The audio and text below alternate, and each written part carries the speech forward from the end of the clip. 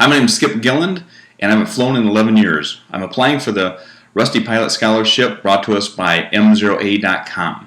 And here's my story. In high school in 1990, I had started flying.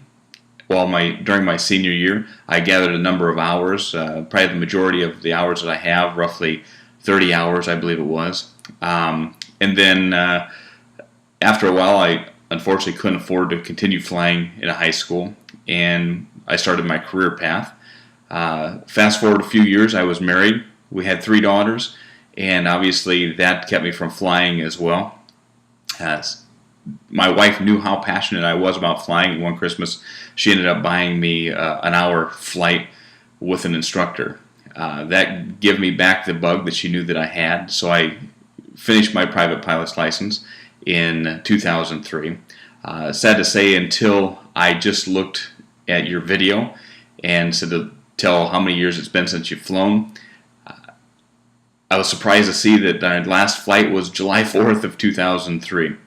After that, we started building a house. We started a mortgage company, and had a number of things going on that took me out of aviation.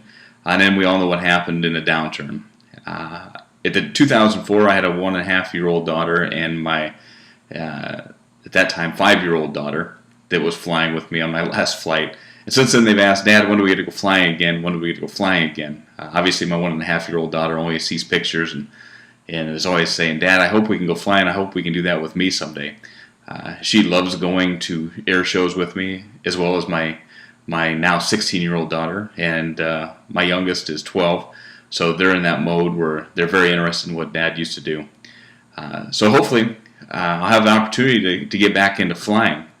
Like I said, I keep my logbook at my desk.